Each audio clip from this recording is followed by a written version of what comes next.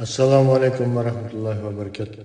Barliq qarindoshlar, Allohning salomati, mag'firati, barakati bo'lsin. Qarindoshlar, cho'ng gunohlar darsimiz davomlashtiramiz. 64-cho'ng gunoh Allohning rahmatidan umidsizlanish. A'udzu billahi minashaytonirrojim. Bismillahirrohmanirrohim. Alloh taolo sura Yusufning 87-oyatida mundaq deydi: Shubhisizki, faqat kofir qavmlar Allohning rahmatidan umidsizlandi. Sura Şura'nın 28-oyatida bo'lsa, ular yomg'irning yig'ishidan umidsizlangandan keyin Alloh yomg'ir yog'dirib berdi. Sura Zumarning 53-oyatida bo'lsa, ey Muhammad, mening tilimdan aytqinki, gunohlarni qilaverib o'zlariga jinoyat qilgan bandalarim Allohning rahmatidan umidsizlanmanglar. Peygamber sallallahu aleyhi ve sellem bundak deydi: sizlerden hiç kim Allah hakkında yaxşı gumon qilmay turib ölmüsün. İmam Müslim, İmam Ebu Davud, İmam Majah ve İmam Ahmed rivayet qilgan sahih hadis. Demek qarindoshlar, Allah Teala yuqoridagi 3 oyatda faqatla kofir qavmlar Allohning rahmatidan umidsizlanganligi bayon qilinadi. Allah'ın rahmetinden ümidsizlenmekler deydi. Yani birisi, ey Muhammed, mening tilimden etkin ki dağıtıdı. Demek, Muhammed Mustafa sallallahu aleyhi ve sellem'nin diyen gapleri, hadisleri, sünnetleri Allah'ın tilinden eğitildi.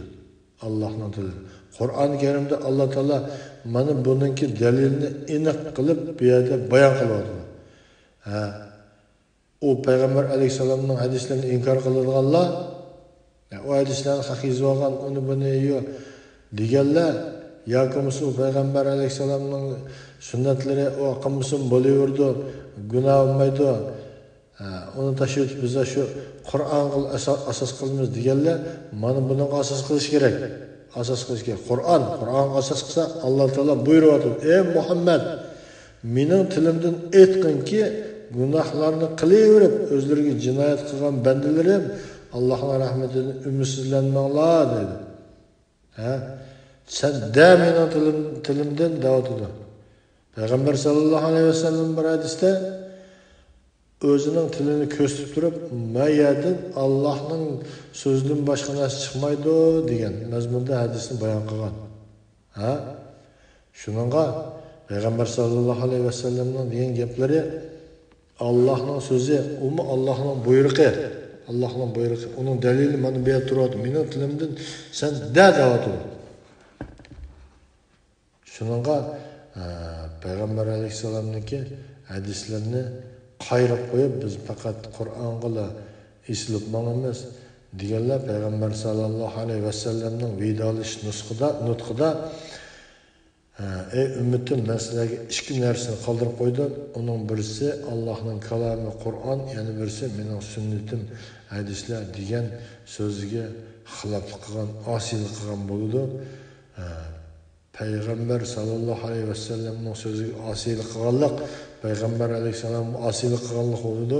Peygamber aleyhisselam osiylik qilganlik mana bu oyat ve shunga o'xshash nurg'un oyatlarniki ro'yxat asosan Allah'a asiylik qilgan bo'ldi, dindan chiqdi, kofir oldu. Shunga bu masalada diqqat qilishimiz kerak. Nayt chiroyli shekar yalatgan so'zlarga ishinib ketib, o shekari erib ketsa ostidan toza tugunmas zahar chiqadiganligini his qilmay qolsak, qiyomatga azob qolamiz. Biz his qilishimiz kerak. Allohning buyrug'ini qilishimiz kerak, chaqlimizdan neri turishimiz kerak.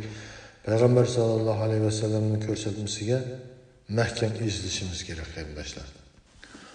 Oxirgi hadisda olsa Peygamber sallallahu aleyhi ve sellem sizlardan hech kim Allah haqida yaxshi gumon qilmay turib o'lmasin.